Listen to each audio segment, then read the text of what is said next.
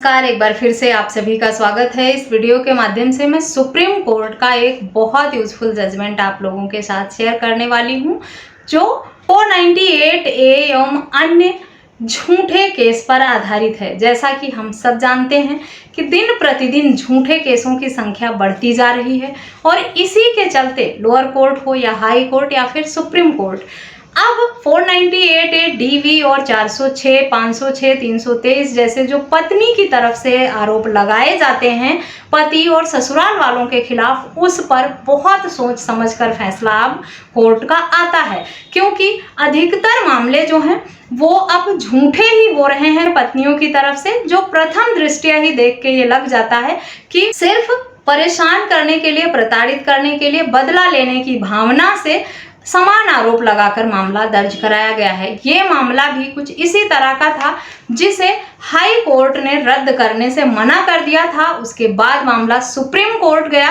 ये मामला महाराष्ट्र का था। कैलाशबेन महेंद्र भाई पटेल एवं अन्य बनाम महाराष्ट्र राज्य सरकार एवं अन्य नाम से ये जजमेंट है। अपील संख्या जो इस मामले की है 4003 2024 का फैसला है। ये इस मामले में एक महिला द्वारा अपने पति को छोड़कर अपनी सौतेली सास, सौतेले देवर, ससुर एवं परिवार के अन्य करीबी लोगों के खिलाफ मामला दर्ज कराया था। पति का नाम इस मामले में शामिल नहीं था 498A में। पत्नी द्वारा 498A, 323, 504, 506 एवं 34 IPC के अंतर्गत मामला दर्ज कराया गया था।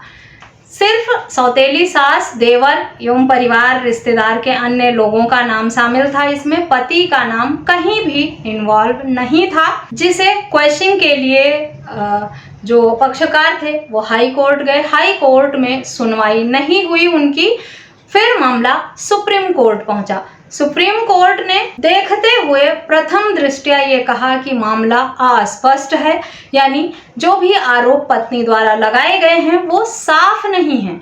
स्पेसिफिक आरोप किसी के लिए नहीं लगाया गया है, पति का नाम शामिल नहीं है। इन्हीं सब बातों को देखते हुए प्रथम दृष्टया ये कहा जा सकता है कि सिर्फ परेशान करने के लिए इस तरह का झूठा मामला दर्ज कराया है, और इस तरह की टिप्पणी करते हुए सुप्रीम कोर्ट ने इस मामले को खारिज कर दिया, जबकि हाई कोर्ट ने इस FIR को क्वैश करने से साफ इनकार कर दिया था। इस मामले में सुनवाई जस्टिस PS नरसिम्हा एवं जस्टिस पंकज की खंडपीठ द्वारा किया जा रहा था, जिसमें ये माना गया कि सिर्फ अपीलकर्ताओं को परेशान करने के लिए इस तरह का मामला दर्ज कराया गया है, इसमें कोई भी सच्चाई नहीं है। इस FIR को क्वैश करते हुए खंडपीठ द्वारा जसवंत सिंह बनाम पंजाब राज्य 2021 मामले का हवाला दिया गया। उषा चक्रवर्ती बनाम पश्चिम बंगाल राज्य 2023 मामले का हवाला दिया गया।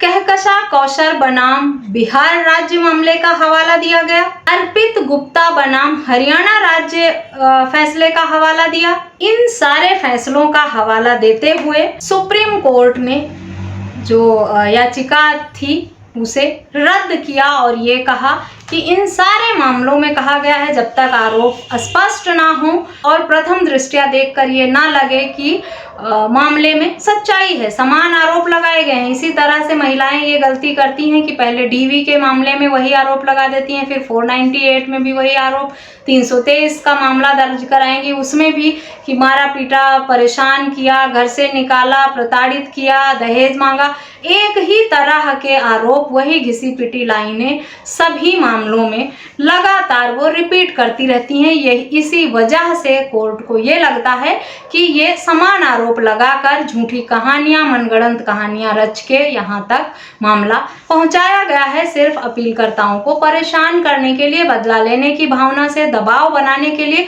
जैसा कि इन सब जजमेंट में जो भी कोर्ट ने इसमें वर्णन किया, उन सारे जजमेंटों में इसी तरह का फैसला सुनाया गया है कि देखकर ही कोर्ट को ये लग जाता है कि ये झूठी कहानियां, मनगढ़ंत कहानियां ही रची जा रही हैं। तो अब 498A का मामला या जितने भी महिलाओं की तरफ से, चाहे वो डीवी का हो, 498 का हो, 506 का हो, 504 का हो, 323 का हो, ये सब मामले इतने कमजोर हो गए हैं, इतने निराधार होते जा रहे हैं कि अब इनका वजूद लगभग खत्म ही हो गया है। इसीलिए इस तरह के झूठे मामलों से डरे नहीं, परेशान ना हो, भागे नहीं। आपके पास विकल्प है एक अच्छे जजमेंट को ढूंढने का और उसी जजमेंट का हवाला देकर अपने झूठे मामले को क्वैश कराने का। इसीलिए बेहतर विकल्प यही रहता है कि अगर आपने कुछ गलत नहीं किया है, आपने प्रताड़ित परेशान नहीं किया है, पत्नी ने बदला लेने की भावना से परेशान करने के लिए ही झूठे आरोप लगाकर मामले दर्ज कराए हैं, तो यकीन मानिए न सभी मामले जो झूठे होते हैं वो खारिज ही हो जाते हैं। लोअर कोर्ट से ना सही, हाई कोर्ट से।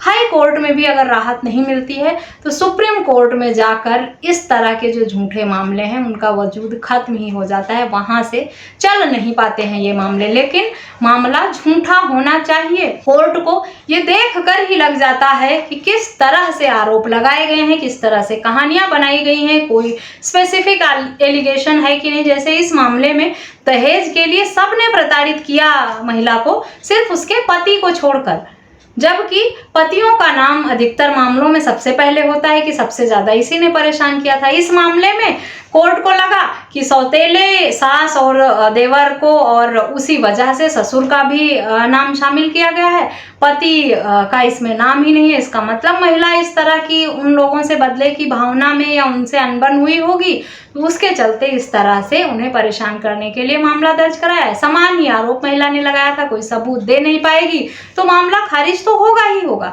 अपना पैसा और समय खराब ही करना है, आरोप सिद्ध होगा नहीं और लोग साफ बरी हो जाएंगे। थोड़ा एफर्ट और पैसा लगता है बस। तो झूठे मामले करना आप छोड़ दें। सभी महिलाएं अगर सच्चाई हो तो ही कोर्ट तक लेके जाएं मामले को, और अगर किसी व्यक्ति के खिलाफ झूठा हो गया है मामला तो इस तरह के न जाने कितने जजमेंट हैं जो ऑनलाइन माध्यम से आपको मिल जाएंगे या किसी अच्छे एडवोकेट से कंसल्ट करेंगे आप, तो वो आपके केस की सही से पैरवी करके आपके हक में फैसला दिलाने में मदद करेंगे। एक बार फिर से सुप्रीम कोर्ट ने 498A जैसे गंभीर मामले का वजूद खत्म कर दिया है इस जजमेंट के माध्यम से।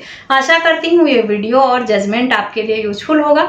वीडियो अच्छी लगी है तो चैनल को सब्सक्राइब करके बेल आइकन को प्रेस करना बिल्कुल भी ना भूलें। वीडियो सुनने के बाद और जजमेंट पढ़ने के बाद अगर आपके कुछ सवाल हैं तो आप मुझे ईमेल, व्हाट्सएप या कमेंट करके पूछ भी सकते हैं। सोर्स का लिंक आपको वीडियो के डिस्क्रिप्शन बॉक्स से मिल जाएगा, वहां से आप पढ़ सकते हैं और समझ सकते हैं। फिर भी कुछ सवाल हैं तो कमेंट करके या वीडियो में दिए गए व्हाट्सएप नंबर से आप संपर्क करके आप मुझसे पूछ भी सकते हैं। इस वीडियो में बस इतना ही, मिलते हैं नेक्स्ट वीडियो में, तब तक के लिए थैंक यू एंड बाय।